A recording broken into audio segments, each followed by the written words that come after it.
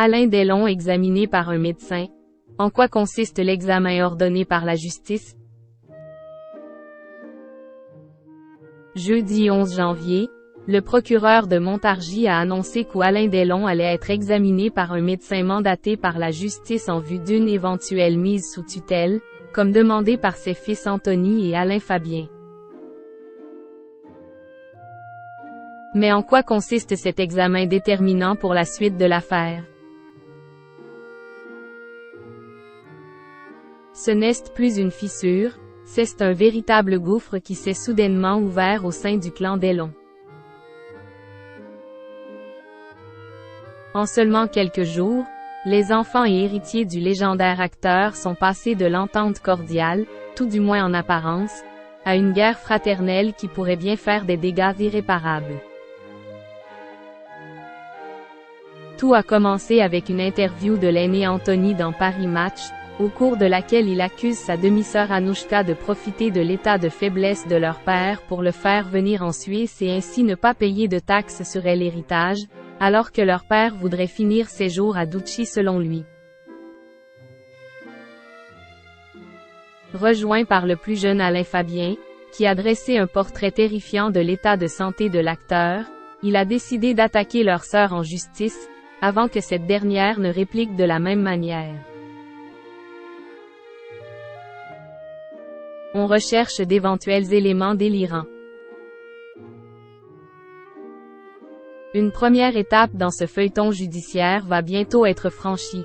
Le procureur de Montargis a annoncé hier qu'Alain Delon allait être examiné par un médecin mandaté par la justice en vue d'une éventuelle mise sous tutelle comme souhaité par ses fils.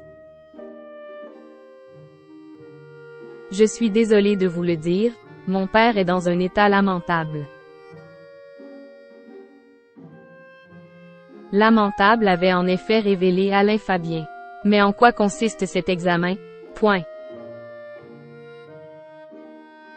Comme expliqué par nos confrères du Parisien, des psychiatres, gériatres et neurologues sont listés à l'avance par la justice.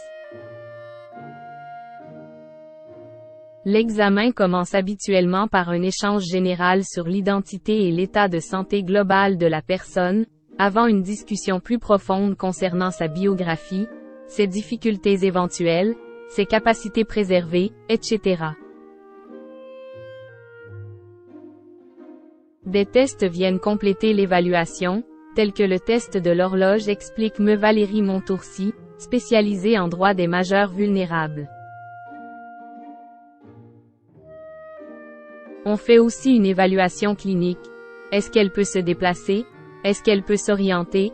Est-ce qu'elle a des troubles amnésiques, etc. Et on recherche aussi d'éventuels éléments délirants, précise un médecin.